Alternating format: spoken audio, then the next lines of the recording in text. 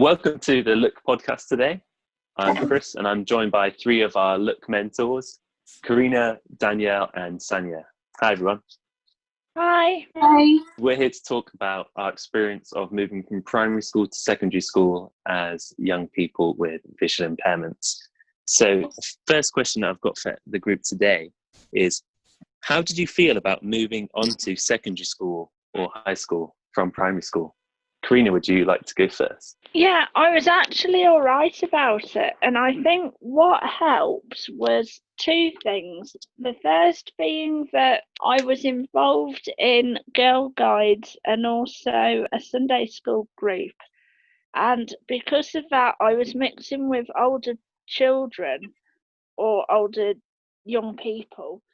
And I overheard them talking about moving from primary to secondary and overheard their conversations about how secondary school was going. And I did have a really close friend at the time who was a couple of years older than me. And although she was fully sighted, it was really useful to get that insight into what secondary school was like and how it was different. And the other thing that helped me as well was that the local Society for the Blind had, which at the time was a Beacon Centre, had a lot of activities for young children and young people, and it was a good opportunity to get together. So through that, I already knew some of the people that were at the secondary school that I was going to, because it was a mainstream secondary school and everybody was kind of clumped together. That's great. Thanks, Karina. Sanya, how about you? How was your experience? Yeah, I think I found it okay. I mean, to start off with, when I was at primary school, I was at a school for the blind up until, I guess, the age of about 9, 10. And then I went into mainstream primary school, but there was support there for visually impaired people, which was really good. And I knew people from the previous primary school, from the blind one, in the mainstream, and same for secondary really. So friends that I had in the mainstream primary school had already moved to secondary school before me, and I was going to the same one as they were, so it helped to know that I had friends there. They were in upper years, like maybe a year or two above me, but it was nice to know that they were at the same school. So yeah, I guess I was quite excited. I was quite nervous as well at the same time, but I remember looking forward to it, and just for the next chapter really of life into going into secondary school. So yeah. Cool. Lovely. Thanks, Sanya. And Danielle, how about your experience? I was quite mixed, to be honest, because one thing that was good for me was I did meet my support staff about a year beforehand. So I did get to meet my two TAs, and one of them was my TA from when I was 11 to when I was 18, and I still am very close with now and still do things every now and then. So I've always, both my support staff are fantastic, which I knew before I went to secondary. However, I'm from Devon, which is not it's not a big city or anything there, so there were no other blind people who I knew in the same area. I didn't really know any blind people, and I didn't know any other people. I didn't have many friends in general, so I think I was quite excited for a new change, and I knew that the people who were helping me were very kind and very supportive, so that was very nice, and I was excited about the next step. But I think there was a lot of uncertainty for me, being quite an isolated person who didn't have a huge amount of friends or independence at the time, so it was quite a mixed emotions. Okay, cool, thank you. You've spoken about the transitions, about what you guys have gone through, but how was your experience in secondary school in the end? How was it once you'd been there, maybe after a year or a couple of years? Was it a positive experience, or was there some negatives, or there some challenges? Sanya, shall I start with you this time? So mine was, it was mostly positive. I enjoyed my subject. I had the help and support from the VI support centre there, so that was good, and I had all the resources in a format that I could read, so Braille, electronic. So that side, it was fine. Socially, I've got a mixed feeling on that. I mean, it was positive in that, I was socialising with other blind friends from previous schools, which was nice. But what I didn't like was that, every break time it would be the same. We'd all go to the library, and it was like a group of blind people, and we weren't really mixing in with the sighted people. And, you know, by default, whoever our support assistants were in our lessons, like at break times, you know, they would just take us to the library, or we would just go to the library because that's what we used to hang out with our blind friends. So I would say that it would have been nice, you know, to have the opportunity to hang out with more sighted friends. But then I think that's also got to do with because we had support assistants in classes with us as well. And more often than not, they would sit next to us. And I think that would be sort of a hindrance to mingling in with sighted people, like the fellow sighted peers in the classroom as well. So yeah, had a mixture of positive and negative really. But overall, I'd say, you know, it was good. I did enjoy my time there.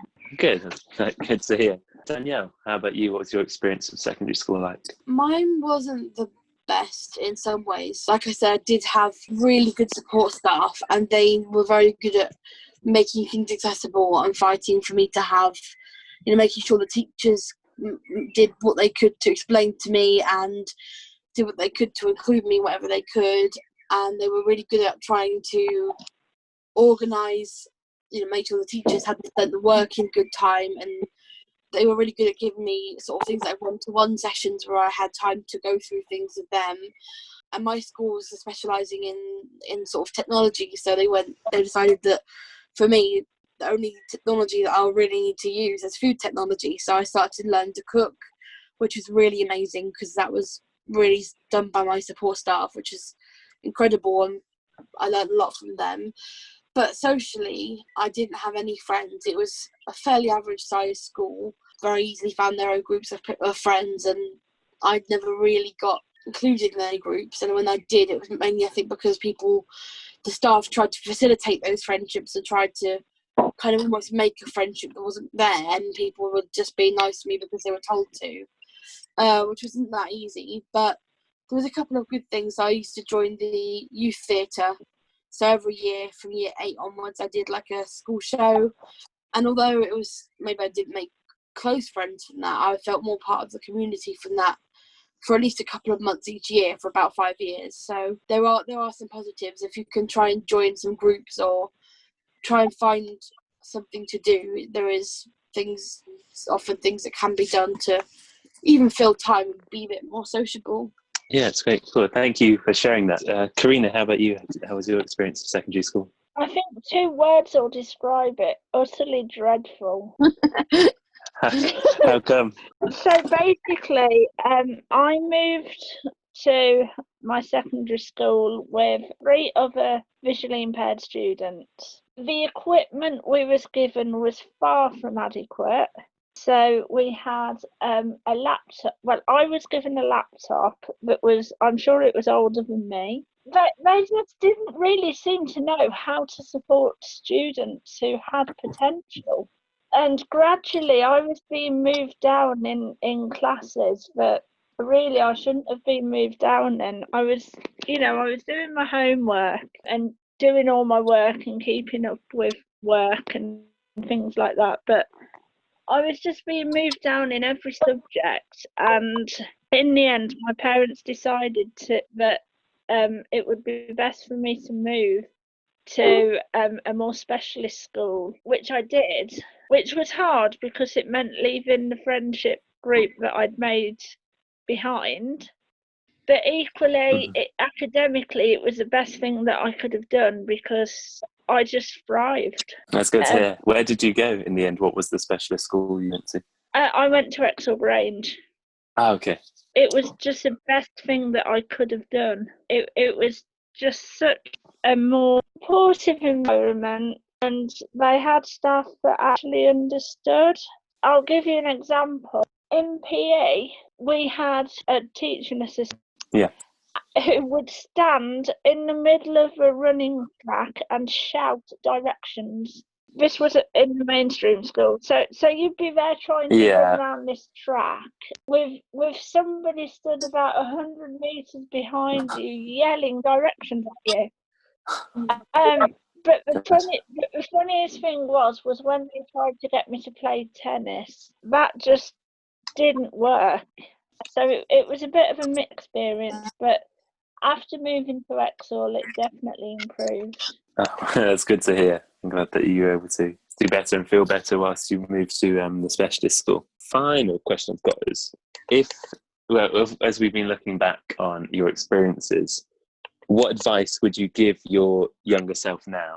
So if you could tell your younger self, probably if you're going to secondary school in September, what would you tell them?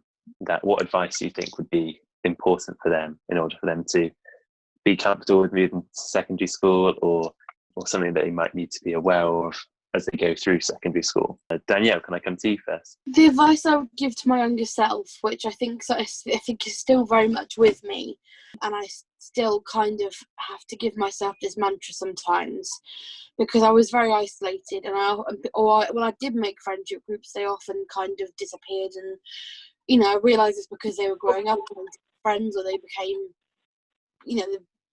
it just changed, and people decided to just obviously grew apart, or they decided not to be friends with me, and it wasn't my fault, but I thought it was my fault. So I used to think it's my fault they don't like me anymore. I've done something wrong. I'm too strange. I'm too this, or and because it happened multiple times, I still doubted myself.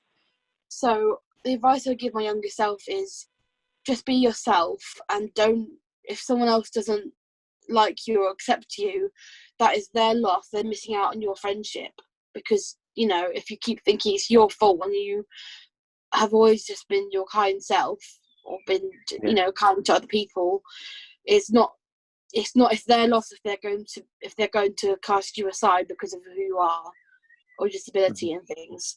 Another thing I'd say to myself is probably, even when you think maybe going to new social groups and trying new hobbies, even if you think it's not going to work, or you're kind of tired of trying with people and they're not reciprocating, I probably would say just keep trying, keep at least filling your day with something that you can do, or try asking staff to help, to let you do something like cooking, or something that you might find helpful for your future, so that your time is still being filled with something that's going to give you a huge advantage as an adult or as a young person living more freely later. Great, thank you. That was really lovely advice there. Thank you, Danielle. Karina, how about you? What advice would you give your younger self? I would say, well, I think it's slightly easier now, because when I went to secondary school, we had Perkins brailers to carry around with us, and big folders and stuff like that. So whereas it's now done electronically. So I would say try and integrate as much as you can, and try and build as many friendship groups as you can, and just try and be as involved as you can, really. Okay, cool. Thanks, Karina. Another good tip there. And Sanya, how about you? What would be your advice for your younger self? I mean, I think Danielle and Karina have put it perfectly, to be honest.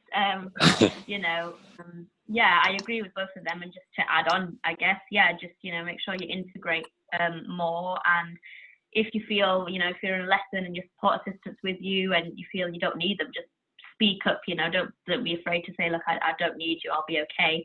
And then, that'll give you a chance to try and mix in with groups and work in groups in your lessons. Don't feel afraid to speak up when you're in classes. If you don't need your teaching assistants, support assistants with you in certain subjects, if you feel like you're okay without them there, just say, I don't need you and I'll be fine. And that way, you can try and mingle in with fellow students and, in groups as well, when you have to work in groups, and it'll give you a chance to build those friendships as well. So, at least try and make an effort to do that. And try and go for lunches with them, spend break times with them. Don't feel like you have to be in a group with other blind people. It's all about making friends and mingling in. So, it was just adding on to that, really. But Danielle and Karina put it perfectly. So, yeah. Cool. Thank you, Sanya. That was great. So we've been giving our experiences on what it's like to transition from primary to secondary school as someone with a visual impairment. And the top tips that we have given today is to be out there and go and make friends and be social with everyone you possibly can. And if there are some people that aren't particularly pleasant, or they just seem to back off, then that's okay. It's not to do with you, it's them, it's their loss. And also don't be afraid to not have assistance if you don't want it in a certain class, because it's your choice if you want to have a TA working with you or not. So yeah, that's great. So thank you to Sanya, Karina and Danielle for joining us today. We will see you next time.